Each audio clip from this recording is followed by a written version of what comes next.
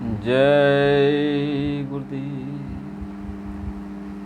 परम पूज्य स्वामी जी महाराज, आप सभी प्रेमियों, मालिक की बड़ी दया है कि हम सबको एक गुरु महाराज जी का सत्संग वचन कान सुनने का अवसर मिलता है। यह सत्संग बड़े भाग्य से मिलता है जब मालिक की दया होती है, कृपा होती है। जब तक उनकी दया कृपा नहीं होती, सत्संग नहीं मिलता है। सत्संग संत महात्मा ही किया करते हैं, लेकिन जब वो अपने भक्तों को आदेश देते हैं कि मेरी बात लोगों तक पहुंचा दो, तो वह भी सत्संग के दायरे में आ जाता है। भक्तों का सत्संग लोहे पर लगे हुए जंग को साफ करने का काम करता है, और मालिक का सत्संग, महात्माओं का सत्संग लोहे को सोना बनाने का काम करता है। तो सत्संग बड़े ध्यान से सुनना चाहिए। कहें सत्संग जल जब कोई पावे, तो मैल आई सब कट कट जावे। जब संत के द्वारा आपको सत्संग मिलने लगता है, तो जो आत्मा के ऊपर, मन के ऊपर जो मैल लगी रहती है, ये साफ होने लगती है। धीरे धीरे मैल साफ हो जाती है, और जब मन साफ हो जाता है, तन साफ हो जाता है, आत्मा साफ हो जाती है, तो हम परमात्मा से मिलने के काबिल हो जाते हैं। परमात्मा से मिलने के काबिल हो जाते हैं कि हम परमात्मा की खोज कर सकते हैं, आत्मा की खोज कर सकते हैं कि हमें वो परमात्मा कैसे मिलेगा, इसके बारे में हम विचार कर सकते हैं। हम आत्माओं से अपने बारे में और परमात्मा के बारे में कुछ पूछ सकते हैं। महापुरुष इस बात को समझाते हैं। वैसे जब हमारा तन, मन और आत्मा साफ नहीं रहेगी, तो हमारे विचार गंदे रहेंगे, और हम सत्संग के बारे में, महात्माओं के बारे में, आत्मा के बारे में, परमात्मा के बारे में कुछ भी जान नहीं पाएंगे, कुछ जान नहीं सकते। हमारे विचार ऐसे गंदे बने रहते हैं कि हमारी समझ में ही नहीं आता, और हम महात्माओं को नकार देते हैं, अच्छी बात को नकार देते हैं, और ये समझ लेते हैं कि जो हम जानते हैं वही सब कुछ है।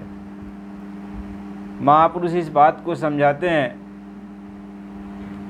इसलिए कहें सत्संग की बहती गंगा में तो इसमें लगा ले गोता, वरना जाएगा इस दुनिया से एक दिन रोता रोता फिर पछताएगा।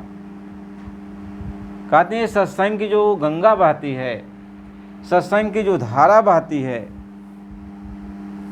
इस धारा में स्नान करना चाहिए। 1 घंटे, आधे घंटे, 2 घंटे, 4 घंटे, 10 मिनट, 5 मिनट, जो भी आपको समय मिलता है, ये सत्संग में आपको बैठना चाहिए। सत्संग की गंगा में आपको गोता लगाना चाहिए। जब सत्संग की गंगा में आप गोता लगाओगे, तब आपको पता चलेगा कि गंगा जी कि में गोता लगाने पर कितनी शीतलता मिलती है। इसलिए सत्संग में जब आप बैठोगे तो शीतलता का अनुभव आपको होगा। तन मन आपके साफ हो जाएंगे। कहें निर्मल मन जन सो मोहि पावा। जब तक आपका मन निर्मल नहीं होगा, तब तक आप परमात्मा को पा नहीं सकते, और जब मन निर्मल हो गया तो परमात्मा भी मिल जाएगा। इसलिए सत्संग भजन की बाढ़ कही जाती है। यानी परमात्मा से मिलने के लिए यदि तड़प आपके अंदर पैदा होती है, तो सत्संग के द्वारा ही होती है। और सत्संग नहीं मिलेगा तो परमात्मा से मिलने के लिए कोई तड़प पैदा नहीं होगी, आपके अंदर जिज्ञासा नहीं आएगी, आत्म वेदना नहीं उत्पन्न होगी। अभी कोई घर परिवार का आदमी कहीं चला जाता है, आपका बहुत प्यारा है, कहीं विदेश चला गया, कहीं और चला गया, आप सोचते हो कि अब इससे बराबर रोज़ भेंट नहीं होगा, तो उसके वियोग में बहुत रोते हो, बहुत तड़पते हो, बहुत तड़पते हो। यही एक वेदना है। इसी तरीके से जब सत्संग आपको मिलने लगता है और सत्संग जब मिलने लगता है तो एक वेदना जाग जाती है अपने परमात्मा से मिलने के लिए, अपने मालिक से मिलने के लिए, अपने कुल पिता से मिलने के लिए। सत्संग यह जागृत करता है कि आप कौन हो, आपका घर कहाँ है, आपके सच्चे पिता, आपके सच्चे मालिक कौन हैं। यह सत्संग आपको जागृत करता, बताता है। जब हम सत्संग बराबर सुनने लगेंगे, धीरे धीरे धीरे धीरे ये मैल जो साफ हो जाती है तो बुद्धि भी निर्मल हो जाएगी। तो हम महात्माओं से पूछते हैं, आखिर मैं कौन हूँ, मैं कहाँ से आया हूँ, मेरा पिता कौन है, मेरा घर कौन है। तो हम महात्माओं के पास बराबर जाकर उनसे यही प्रश्न करते हैं कि हे मालिक, हे प्रभु, आप मेरे ऊपर दया कर दो, अब मुझे यह जानकारी दे दो कि मैं कौन हूँ, परमात्मा कौन है, आत्मा कौन है। यह अपना देश नहीं है तो अपना देश कहाँ है। हम संतों महात्माओं से ये बराबर पूछते रहते हैं, तब पूछतेंगे तड़प पैदा होगी। जब तड़प पैदा होती है, महात्माओं से पूछते रहते हैं, तो महात्मा जब जानते हैं कि यह पक गया है जीव, यानी यह फिसल नहीं सकता है, तब वो सही बात को बताते हैं। लेकिन इसके पहले वो नहीं बताएंगे, कहें काट ही पे कदली फिरे अब कोटि जतन को उसी अब विनय न मान खगेश सुन डाट ही पे नवनीच। कहते हैं जैसे केला हो, उसको जब काटा जाता है तभी उसमें फल लगता है, तभी वो फल लगेगा। चाहे कितनों केले को सींचा जाए लेकिन उसमें फल नहीं लग सकता, लेकिन जब काट दिया जाता है उसको, तब फिर उसमें फल लगने लगता है। ऐसे ही नीच आदमी को, जो बुद्धि विचार से हीन आदमी है, उस आदमी को भगवान की कथा सुनाने लगो तो सब बेकार हो जाता है, जब तक उसके अंदर निर्मलता नहीं आएगी। अब वो जो है नीच आदमी तभी सुनेगा जब उसको डांटा फटकारा जाता है, कोई मारेगा पीटेगा, तब वह उसकी बात को सुनेगा उतने समय के लिए। तो जहाँ भगवान की जब चर्चा होनी है, भगवान के बारे में बात करनी है, आत्मा के बारे में बात करनी है, तो ऐसे आदमी को नीच कहा जाता है, जिसकी बुद्धि मलिन है, जिसके मन मलिन है, जिसकी आत्मा गंदी हो गई है, हर तरह के विचार उसके गंदे हो गए, खान पान जिसका गंदा हो गया है, उसको नीच कहा जाता है। वह आदमी सत्संग के एक भी वचन को नहीं सुनता। हाँ, जब वो सत्संग में पड़ा रहता है, धीरे धीरे धीरे धीरे धीरे धीरे उसकी मैल साफ हो जाती है। कहें जब बहुकाल करें सत्संगा, तो जब बहुत काल तक वो सत्संग करता है, तब उसके अंदर का ये मैल साफ होने लगती है, तब उसके अंदर की मैल साफ होती है। और जब उसके अंदर की मैल साफ हो जाती है, तब वह भी सोचने लगता मैं कौन हूँ, मेरी आत्मा कहाँ है, परमात्मा कौन है, हम अपने घर कैसे जाएंगे, अपना घर कहाँ है। तो इसके बारे में वो खोज करता है, इसके बारे में वह सलाह मशवरा करता है। तब वो जो महात्मा उसको समझाते हैं, जो समझे उनसे वो प्रश्न करता, पूछता है कि आखिर बाबा आप मुझे बताओ मैं कौन हूँ, मैं कहाँ से आया हूँ, मैं कहाँ जाऊँगा। सब लोग देखता हूँ लेकिन कोई पता नहीं चलता कौन कहाँ गया, कौन कहाँ नहीं गया। दादा परपाजा माता पिता सब चले गए, लेकिन कहाँ गए और कहाँ मैं जाऊँगा, इसके बारे में आप मुझे बताओ। कहीं आए हो कहाँ से और जाना है कहाँ, आए हो कहाँ से फिर जाना है कहाँ, बस इतना तुम जान लो हो गया भजन, बस इतना तुम जान लो हो गया भजन। यानी इस बात को तुम जान लो, जिज्ञासा तुम्हारे अंदर आ जाएगी, तड़प पैदा हो जाएगी।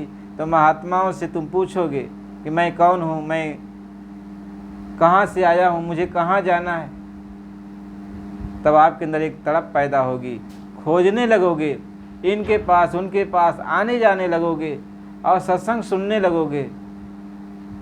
तो महात्मा ये समझाते हैं, तो जब बहुकाल करें सत्संगा, जब बहुत काल तक सत्संग में तुम बैठे रहोगे, आते जाते रहोगे, दर्शन प्रसन महात्माओं का होता रहेगा, तब तुम्हारे मन, तुम्हारी बुद्धि, तुम्हारे चित्त, अहंकार ये सब साफ होने लगेंगे, तो तब तुम्हारे सोच विचार सही हो जाएंगे। अब तुम्हें तड़प पैदा होगी, जब कोई यहाँ से जाता है तो उसको देखते हो, लेकिन तब विचार करोगे कि आखिर एक दिन तो सबको यहाँ से जाना है, तो जाएगा, कहाँ सब जा रहे हैं, तो उस पर विचार करेगा, महात्माओं से पूछेगा कि ये लोग जाते कहाँ हैं, अपना घर कहाँ है, हमें जाना कहाँ है। तो महात्मा जब जान जाते हैं कि यह जीव पक गया है, इसके अंदर जिज्ञासा आ गई है, तड़प आ गई है, अब ये जरूर जानना चाहेगा, तो कहते हैं आर्त जिज्ञासु जब कोई मिल जाता है, तब महात्मा उसको अपने घर का भेद, आत्मा का भेद, परमात्मा का भेद, रास्ते का भेद तब वो बताते हैं। और हमारे अंदर कोई भाव ही नहीं जगा, कोई विचार ही नहीं आया, और हम महात्माओं से जब भेद पा जाते हैं तो उसकी कदर नहीं करते। कहें कदर बिना नहीं माल बिकाना, अब कदर नहीं करते। जैसे गुरु महाराज जी ने कहा कि बच्चा तुम चाहे जैसे यहाँ पे आए हो, आओ मैं तुम्हें अमूलक दौलत दे देता हूँ, रास्ता बता देता हूँ। और रास्ता बता दिए गुरु महाराज जी, कहें कि बच्चा ले लो, पता नहीं कब समय पूरा हो जाएगा, तो रास्ता जब तुमको मिल जाएगा, ये संस्कार है महात्माओं का, तो मानव शरीर मिलने का तुम अधिकारी हो जाओगे। और जब तुम बराबर सत्संग सुनते रहोगे और जो है खराब वस्तुओं का सेवन नहीं करोगे और परहेज करते रहोगे, सत्संग सुनते रहोगे, तो इस जन्म में नहीं तो अगले जन्म में तुम्हारा फिर जो है विचार भाव साफ सुथरा हो जाएगा, फिर महात्मा मिल जाएंगे, रास्ता बता देंगे, तो तन मन निर्मल रहेगा, तब तू कमाई कर लेगा। इसलिए वो जल्दी में, स्वामी जी महाराज ने कभी नहीं पूछा कि तुम कितना पवित्र हो, कितना अपवित्र हो, क्या करके आए हो, क्या नहीं करके आए हो, ये किसी से नहीं पूछा। और कहा आ गए हो तो ये रास्ता ले लो, पता नहीं सही कब किस समय छूट जाए, तो इसका कोई ठौर ठिकाना नहीं है, तो रास्ता ले लोगे तो यह जो नाम धन है ये बेकार नहीं जाता है, यह तुम्हारी संभाल करेगा, तुम्हें नरको 84 से बचाएगा, फिर तुम्हें मानव शरीर दिला देगा। और फिर मानव शरीर जब दिला देगा, समय आएगा तो फिर तुम्हें महात्मा मिल जाएंगे, सत्संग बराबर सुनते रहोगे, धीरे धीरे तो तन मन साफ हो जाएगा, तब अंदर जिज्ञासा पैदा हो जाएगी, तड़प पैदा हो जाएगी। और जब कमाई करने लगोगे तब तुम्हें मिलने लगेगा। लेकिन हम ये सोचते हैं कि हमको आज ही नाम दान लिया, आज ही हमको सब कुछ मिल जाए, तो महात्मा ये समझाते हैं मिल तो जाएगा आज ही, लेकिन तुम्हारा तन मन निर्मल तो होना चाहिए, विचार भाव तो निर्मल होना चाहिए।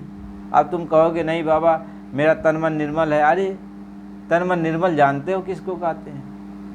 जब तन में निर्मलता आ जाती है, मन में निर्मलता आ जाती है, तो कहते हैं कि उस समय अपने आप ही तुम्हारे अंदर वो मालिक की वो जो आभा है वह दिखाई पड़ने लगती है, मालिक का वो प्रकाश नज़र आने लगता है। जब तन मन साफ होने लगते हैं तो आत्म प्रकाश प्रकट होने लगता है, तुम्हारे अंदर अजीब सा एक हलचल होने लगती है। जैसे तन मन निर्मल होने लगता है, आपको असलियत का ज्ञान होने लगता है। इसलिए महात्मा ये समझाते हैं जब तुम मानव बन जाएगा तो मानव के सामने परमात्मा हाजिर होने लगता है। तो सत्संग सुनते सुनते तुम मानव बन जाओगे। अभी तो दानव हो, इनकी चाय चुगलाई, इनका मार काट, इनका छीना छपटा, इनको लूटना, इनको पाटना, इनको मारना, अभी तो दानव वाला काम कर रहे हो, मानव वाला काम थोड़ी कर रहे हो। मानवता तुम्हारे अंदर थोड़ी है। मानवता जब आ जाएगी तो भगवान महसूस होने लगता है कि हाँ भगवान है। ऐसे मालूम होता है जैसे अगल बगल भगवान खड़ा है, आमने सामने भगवान खड़ा है, तब ऐसे महसूस होने लगता है। जब तुम्हारे अंदर दानव की बुद्धि खत्म हो जाएगी, मानव की बुद्धि आ जाएगी, तुम्हारे विचार भाव सब मानवता के हो जाएंगे, तुम्हारे अंदर धर्म कर्म आ जाएगा, तुम्हारे अंदर शीलता, क्षमा, दया, विरह, विवेक आ जाएगा, तो भगवान के प्रकाश, भगवान की शक्तियाँ आपको महसूस होने लगती हैं कि हाँ भगवान है। लेकिन जब तक आपके अंदर ये चीज़ें नहीं हैं, दानवता है, तब तक मालूम नहीं पड़ता है, तब तक कुछ नहीं मालूम पड़ेगा। इसलिए कहा मूरख हृदय न चेत, जो गुरु मिले बिरंचि सम, आ फूलय फलय न बेत, आ यद्यप सुधा बरसहि जलद। कहते हैं मूर्ख, यानी मूर्ख बुद्धि का आदमी, जिसके खान पान गंदे हैं, जिसके विचार भाव गंदे हैं, इसको मूर्ख कहते हैं। कहते हैं उसको कितना समझा दिया जाए, उसके हृदय में कोई ज्ञान उत्पन्न होने वाला नहीं है, ज्ञान उत्पन्न होने वाला नहीं है। यह ज्ञान उसको तभी उत्पन्न होगा जब वो सत्संग में बैठेगा। सत्संग करते करते करते करते करते करते एक दिन नहीं, बहुत समय तक, जब बहुकाल करें सत्संग, बहुत समय तक जब वो सत्संग करता रहेगा, सुनता रहेगा, करता रहेगा, सुनता रहेगा, तब धीरे धीरे ये मैल साफ होती है। और जब मैल साफ हो जाएगी तब वो परमात्मा की आभा उसके सामने आने लगती है, परमात्मा की शक्तियाँ उसको मिलने लगती हैं। अब वो सोचता है परमात्मा है, अब उसको विश्वास होने लगता भगवान है, और कहीं कहीं भगवान की झलक भी उसको प्रकाश के रूप में मिलने लगती है। तो भगवान की झलक भी उसको आने लगती है, तो दृढ़ता और भरोसा उसको बनने लगता है। तब वो महात्मा के पास जाके कहता है कि मालिक अब दया कर दो, दया कर दो और मेरे ऊपर कृपा कर दो।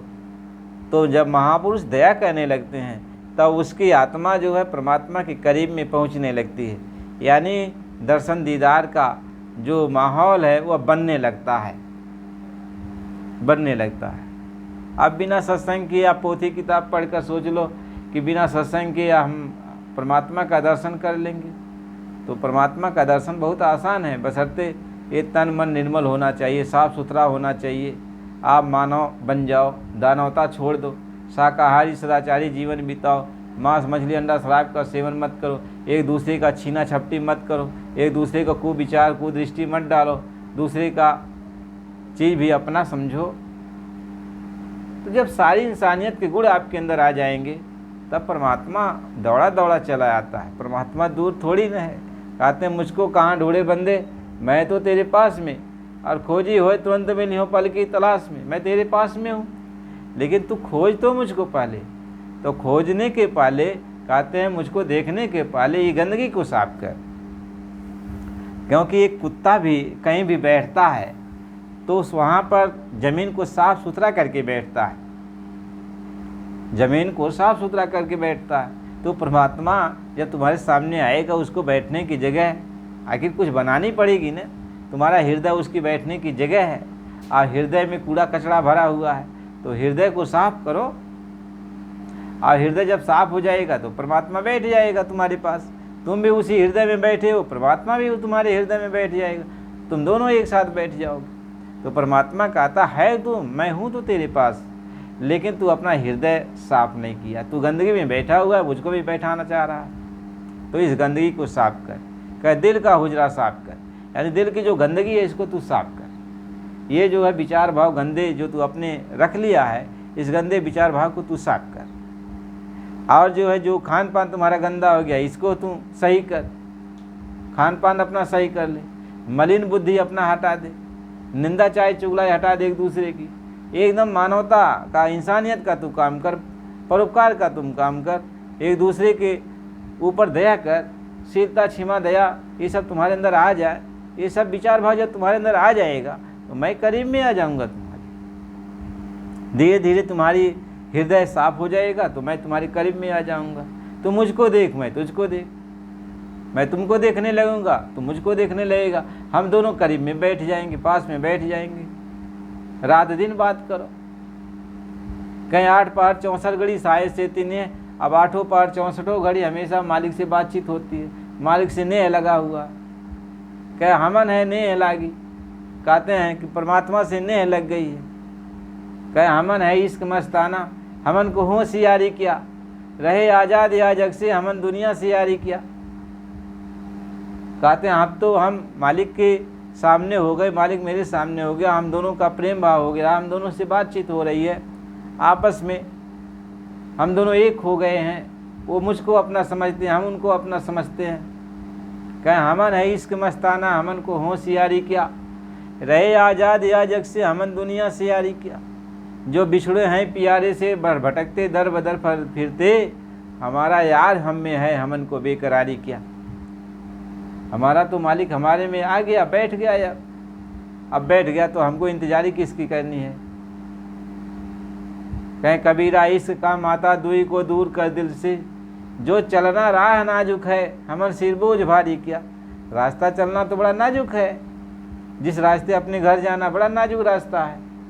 तो दुनिया का बोझ लेकर के जो है, इतना बड़ा बोझ अपने सिर पे लेके तू उस रास्ते पर कैसे चलेगा, उस डगर पर कैसे चलेगा। तो इस बोझ को कहें झटपट को सिर से विष गगरी, तू हल्के हल्के जा बाबा।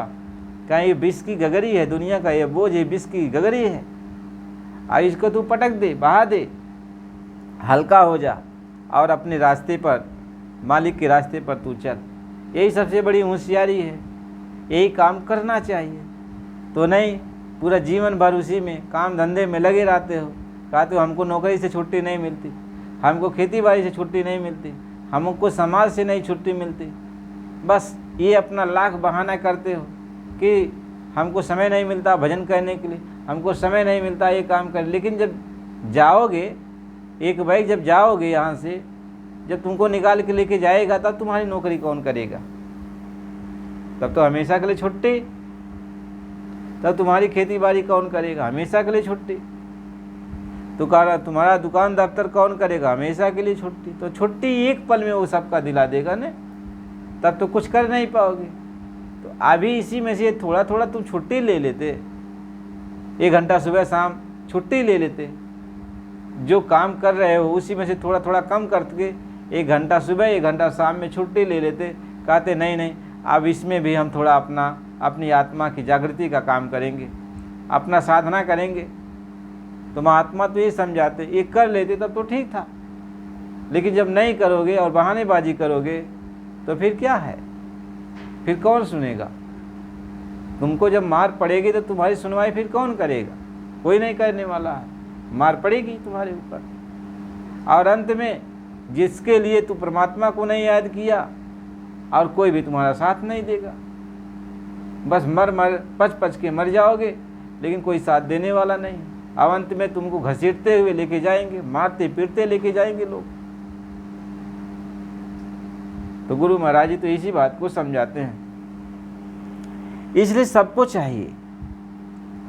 चाहिए वाद विवाद को छोड़ करके और चीज़ों को छोड़कर इस मोटी मोटी बात को समझना चाहिए। आखिर हम जाएंगे तो कुछ काम कर लें, कुछ जतन कर लें।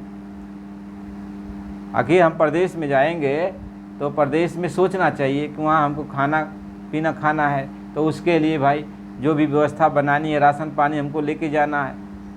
नहीं राशन पानी लेके जाओगे तो राशन पानी वहाँ मिलता है, तो खरीदने के लिए पैसा तो होना चाहिए, धन तो होना चाहिए।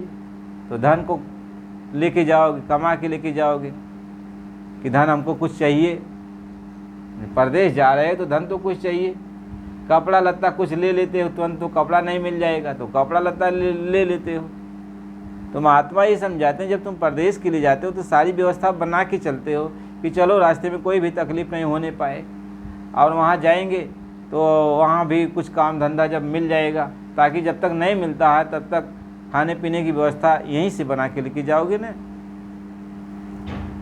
ऐसे महात्मा समझाते हैं। तुम्हें सोचना चाहिए कि अब तो हमें जब यहाँ से जाएंगे तो कुछ अपनी व्यवस्था बना लें। तो अपनी व्यवस्था क्या है? भजन है। भजन का धन, नाम का धन, यह तुम्हें इकट्ठा करना है। दुनिया का धन तो तुम देख ही रहे हो भाई, रात दिन आदमी कमाता है, यह दुनिया का धन है, इसको देख रहे हो। लेकिन जो अपने घर जाने वाला, ले जाने वाला जो धन है, वो भजन का धन है। वो संतों से मिलता है, महात्माओं से मिलता है। जब संतों महात्माओं के पास के जाओगे तब उस धन को वो देंगे, कहेंगे ये धन है, इस धन की कमाई करो। वो भी कहेंगे इस धन की कमाई करो। कैसे कमाई करो? परमात्मा बताता है कि मेरा धन है, ये आत्म धन है, तो इस धन की कमाई ऐसे करोगे तो ये आगे बढ़ेगा, ये फलेगा फूलेगा, इसमें भी बरकत होगी। 1 है 2 होगा, 2 है 4 होगा, 4 है 8 होगा, 8 है 16 होगा, ऐसे वो बढ़ता जाएगा जब उसकी कमाई करोगे।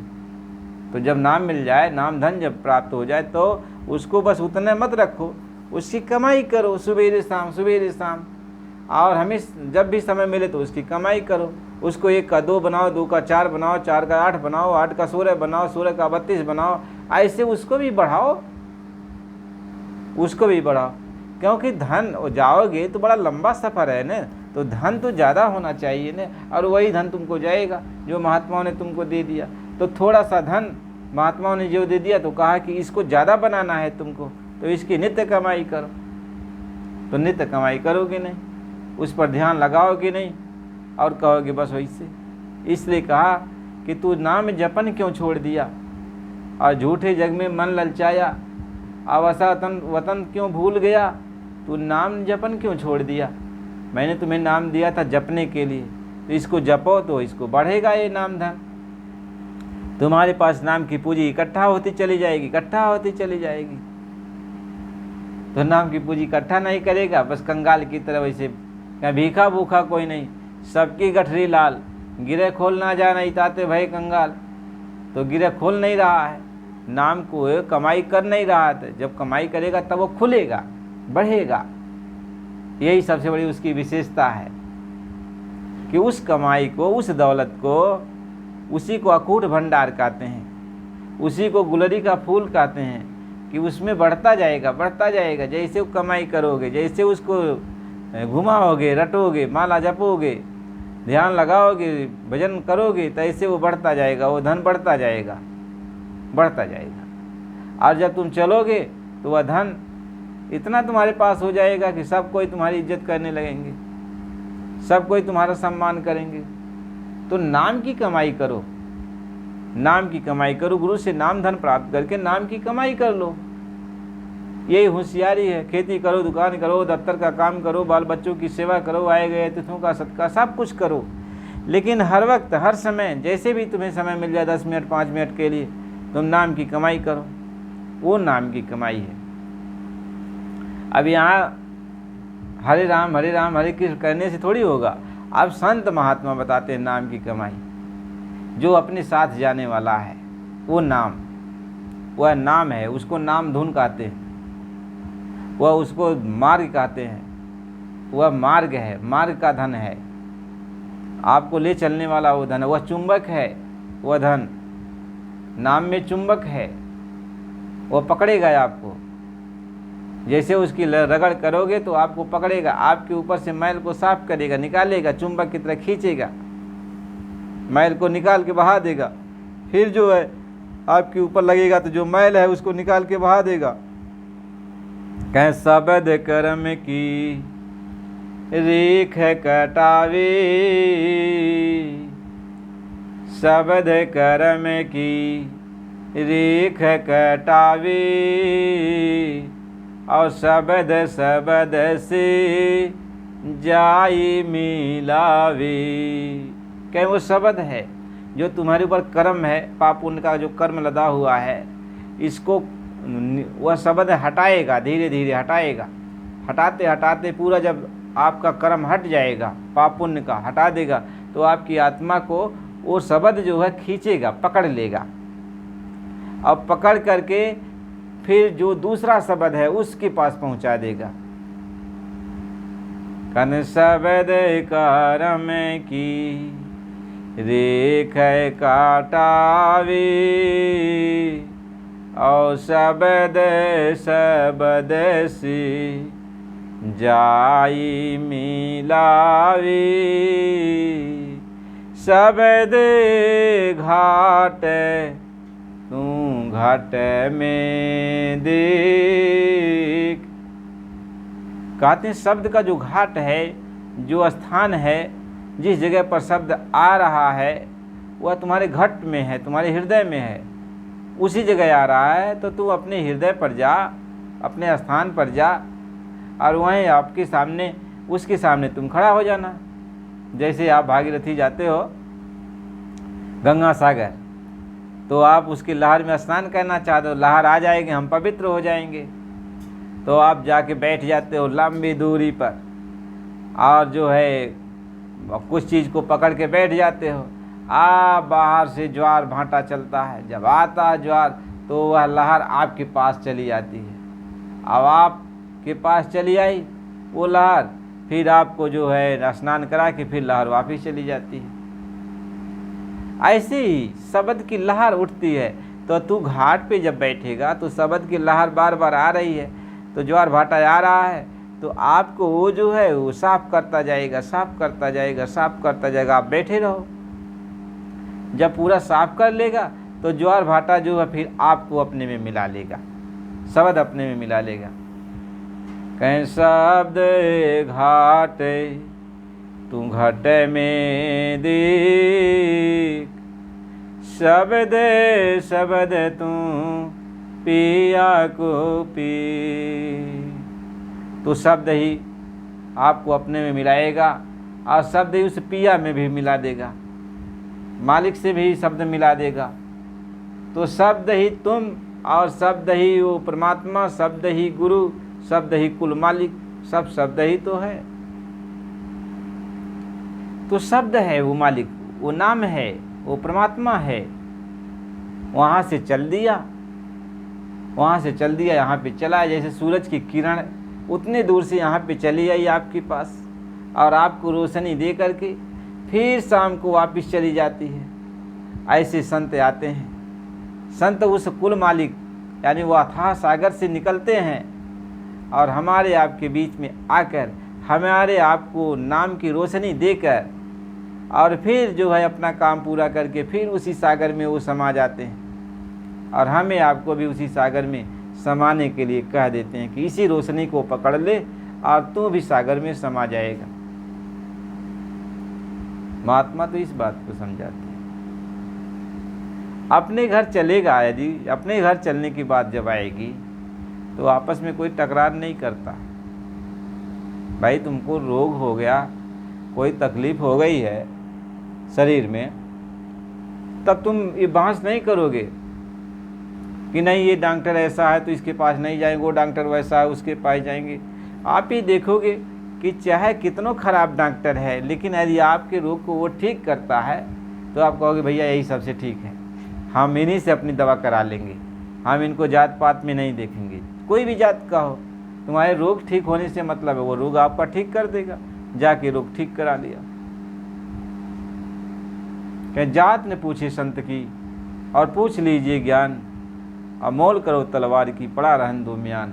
तो महात्मा की कोई जात पात थोड़ी होती है, कहीं पर भी वो मिल जाते तो उनसे रास्ता ले लो, मार्ग ले लो और अपने घर चलो। गुरु महाराज जी इस बात को समझाते हैं। इसलिए हमें आपको सबको चाहिए, संतों के पास जाना चाहिए। पूरा जीवन आदमी का बीत जाता है, संतों की खोज नहीं करता, संतों के पास नहीं जाता, संतों से रास्ता नहीं लेता है, आप बाद में पछताने के सिवा कुछ हाथ में आएगा नहीं।